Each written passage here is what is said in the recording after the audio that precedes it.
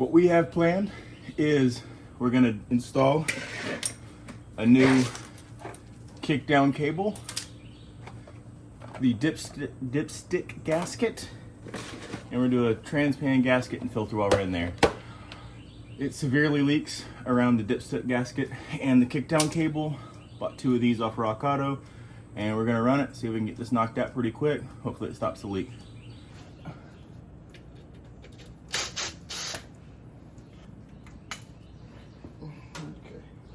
Let's see if I can not dump this all over myself. Okay. All right. There it is.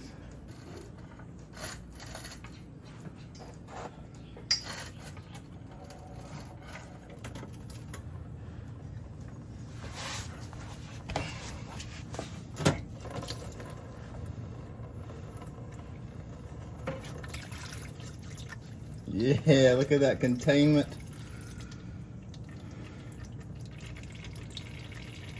It's hot out here.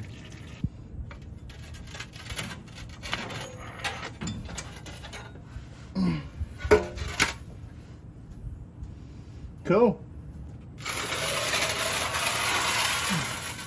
Let's see how this looks.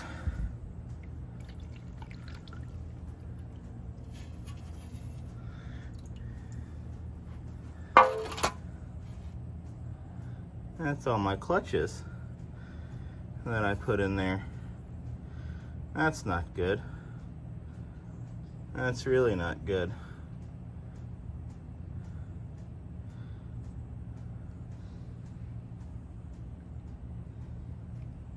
That's great.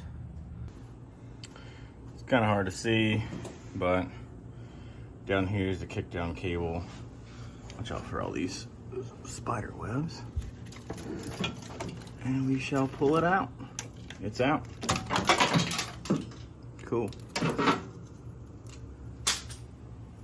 And I think I bolted this back up. I can't remember. It's loose. I think it's loosely installed there. Ouch. Where are we at? Where are you at? Where are you at? There you are.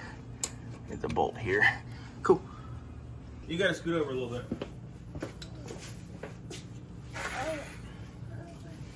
Okay, Zia, hold this. Hold this for me. I need you to hold this. Alright. You passed me that link? Yeah. The tool, the piece I just gave you. Yeah. No, the part. Yeah. Yeah. Thank you. You're the best. Oh, for real? Come on. There it is. I think it's in there. So now, I'm gonna come up to the top. You just keep watching it. It should slide down here in a second, okay? Let me know when it slides down. That way. No, down. Don't slide in the mud.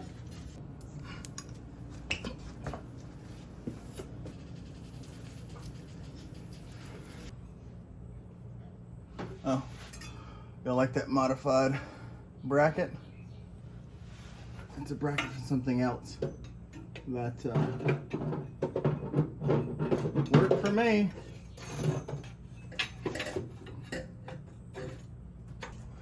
Both of those are back in. We'll go look at this filter. Put a new pan gasket on it. Hopefully it doesn't leak. This screw goes right here. Yay! And these both go together. We're going places. We are. We are. Make sure we're still lined up and good. Looks like we are.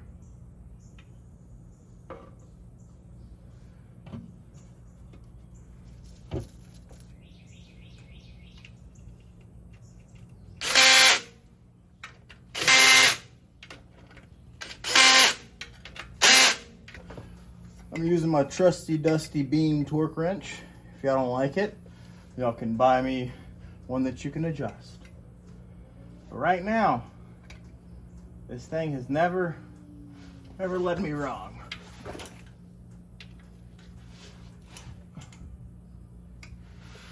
Well, it's not the most convenient because I gotta see what this thing does.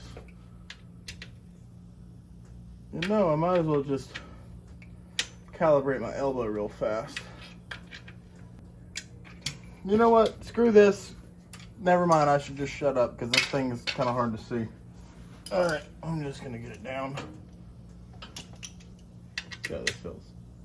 Okay, that's tight. So, after you get a few of them done, you're like, you know what? I think I know what 15 foot-pounds feels like. What you do, you take your setup off, alright? Put it on a ratchet, check the bolts you just torqued. That's how much tension it is. And you do all the other ones. That's how much tension it is. How much tension it is. Yeah. And you just go around. See, that was a little loose. That feels right.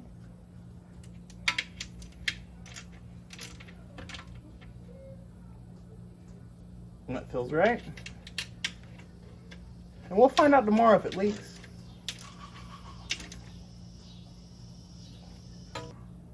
I'm done. I'm done, you guys.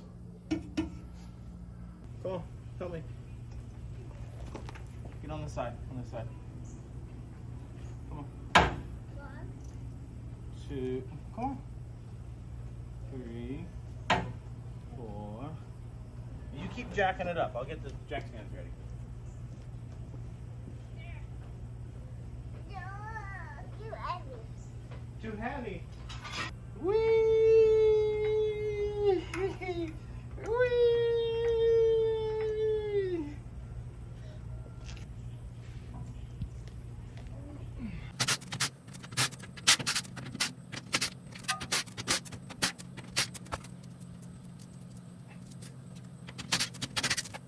1, 2, 3. Now, we're back off again. We'll just clean this thing out.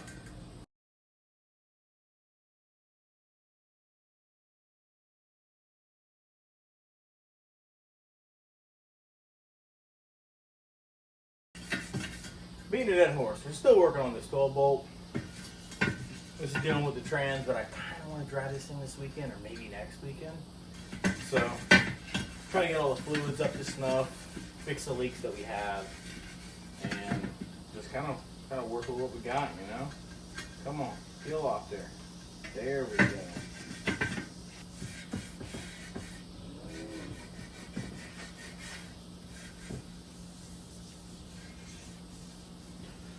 Well, I feel like I'm okay with this. I'm gonna go rinse it off now. You shall join.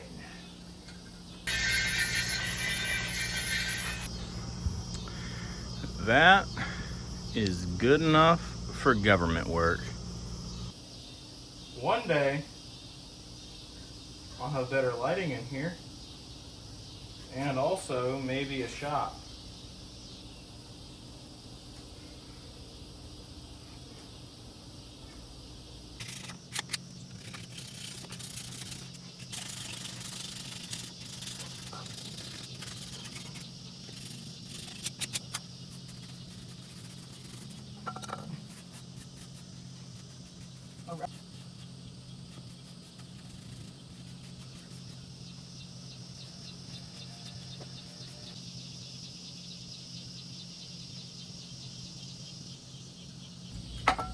Now let's see if we can get it back on.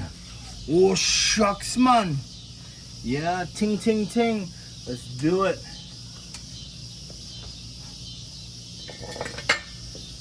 Ah! My hair's getting pulled by I don't know what.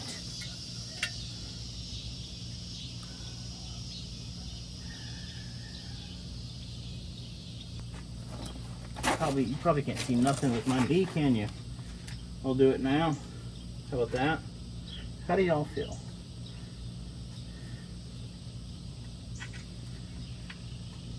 There's one thing I really hope is that this transmission works.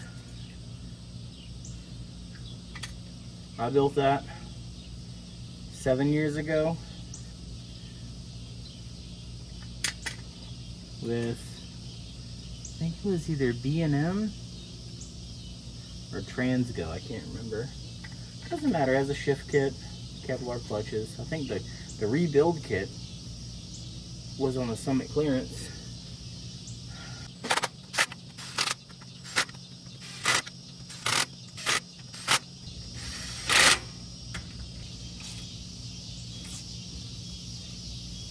There you have it. So we'll let it dry for 24 hours and we'll throw some fluid in it, throw some fluid in the transmission. The other videos I never bled the brakes, so I need to bleed the brakes. And the oil may have 0.5 miles on it, so I'm not going to change that. But I will do is I'll probably pull the plugs, put some trans fluid in it, let it get accompanied and be like, hey, you know what, we're about to start up and run. Or I should say, screw all of that, drop some gas down the carb, and fire that sumbitch up, right? I think that's what we should do. Anyways, I hope this transmission's good.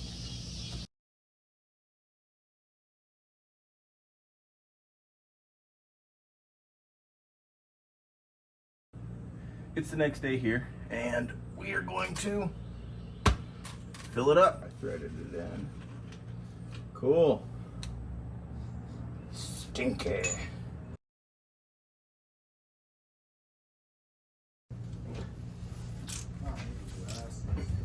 I'm not a fan of the trans fluid that I used, but that's all done. Rear end has fluid in it.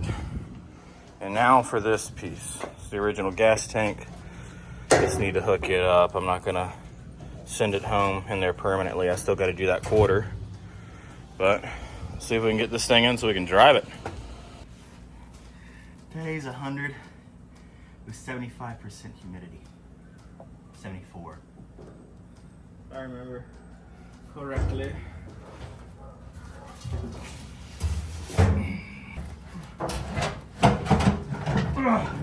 Come on.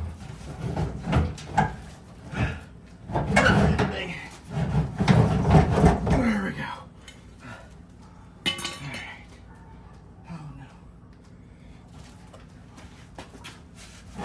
Ah!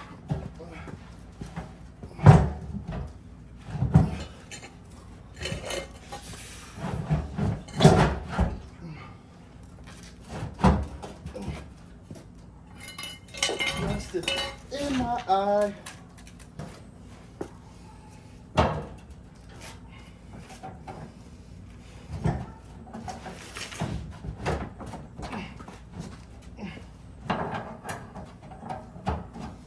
Ooh, we're in there. We're in there. The old gas is in there. Probably isn't as high octane as what it once was, but if you had premium and not so premium gas, it averages out. It'll be flammable. Okay, this thing will just, alright, get it tight. I'm gonna clean up my area, get this thing back on all fours, tighten up the lug nuts, verify they're all tight, and we'll fire it up, see if we can drive this thing, right? I'm excited. I'm like really excited. I'm getting excited about that. One last thing I gotta do, besides clean this nasty mess right here that I made, is hook up the front of the engine for fuel. Let me show you. This was my temporary fire hazard. It's where I would use to move. And the cool thing about engine swapping a Chevrolet to a Buick or Pontiac or pretty much anything else, the fuel line or fuel feed line is on the passenger side, whereas on Chevrolets they're on the driver's side. So I got to hook this up, and it being an inline 6 car, it's a 5/16 hose, and the fuel pump inlet on the Buick 455 is a 3/8. So now that we know, we will not listen to any of that and put a 3/8 hose and put a fuel injection hose fitting on here, or hose clamp one of these. They tighten more evenly. I like them. But we'll get you set up, put that on, drop some gas in it, do burnouts, and have fun. Let me get you up under here. Alright, so we have the fuel pump over here. It's far enough away, I feel, from the, I can still touch. I'll probably add a zip tie somewhere. But it's pretty nice. Runs right into here. And then I got to looking that none of my tie rods are tight, and I have no cotter pins on any of this stuff.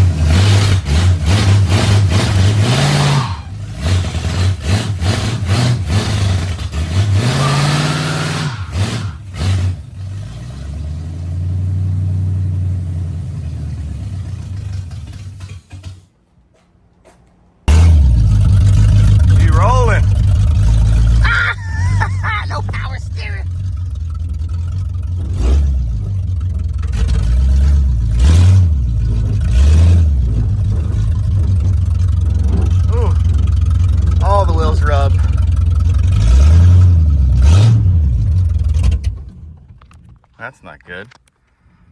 That is not good.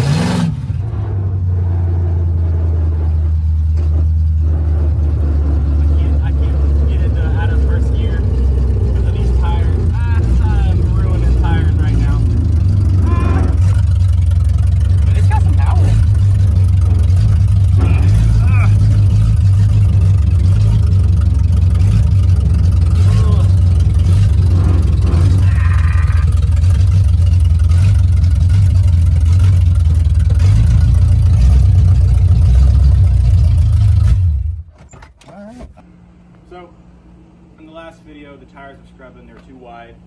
So, put on some skinnier tires, and I want to see if I can actually get into second gear. So, let's fire this thing up, we'll take it down the street. Hopefully I get into second gear. Transmission seems like it's working pretty good now.